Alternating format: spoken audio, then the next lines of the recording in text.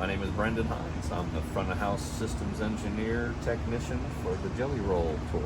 What got you into doing this? I've literally pretty much been doing it since I was a kid. I started out as a DJ and I always wanted to play with PA, make sound, make noises.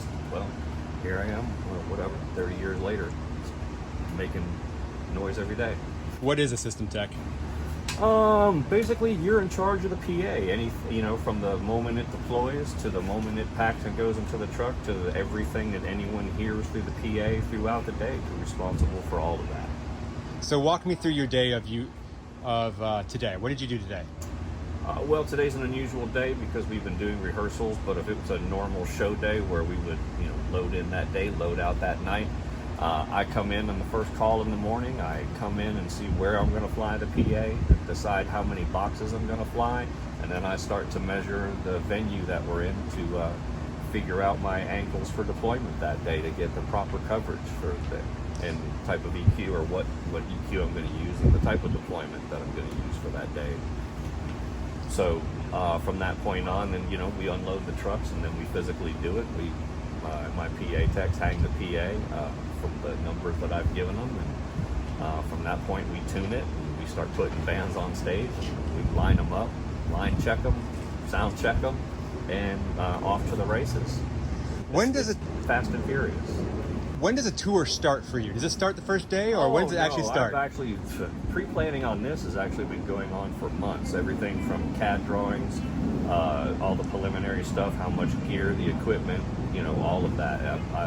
I've probably put it on paper 4 times, and still updating it. So, newbie audio engineers. I'm sure you've seen a lot of them. Sure. I'm sure a lot of them want to be where you're learn at. Something every day. How would somebody get to where you're at? Work, hard work. You can't, I don't care if you go to school or not, and to me that doesn't matter, but experience is the key. You just don't walk out of school knowing how to put 100 boxes of PA in the air. You have to maybe be a fly guy first. There's a lot of power things. There's a lot of cabling issues, all kinds of stuff that you have to work out that you probably never thought of before unless it was all up to you. In my case, every single cable, case, the inventory, all that stuff. I know everything that's here because that's part of your job. I spec it. I put it all on paper so it can be here so you have what you need. So yeah, it's one of those things. You have to know a lot more than you ever thought. You're not just a front of house tech. You have to know what's going on backstage with the monitors and all that stuff. They have gear, they have problems. You might have to help them out. They have a different set of needs than what you have out here. That's the difference in being a monitor tech, a front of house tech, and a systems engineer. I fortunately and unfortunately have the combination of all of that. What separates a good system tech from a great system tech? Details. It's all about details. They're not minutia, but they all add up. It all starts from measuring the room properly. If you don't measure the room properly, everything else from that point will be off. You just can't correct it with what I call the sonic wave hammer, which is an EQ.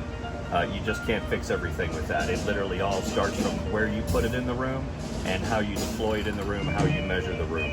Everything from there, if it's off, everything else will be off too. That's why maybe why they can't hear in the top rows, because you didn't put it up high enough in the air. You didn't point the boxes there maybe at the right angle, or you undershot it instead of overshot it, or whatever the case may be. It's maybe you might be too newbie to even know what I'm saying about that, but the fact of the matter is that there's so many details. 1 degree of angle as far as the PA throw at 300 feet is you miss it by 30 feet, either above or below. So think about that. 1 degree doesn't sound like a lot, but at long distance, that's a lot. So think about that. So how much do you utilize technology and how much do you utilize your ears? As far as in tuning a PA? Yes.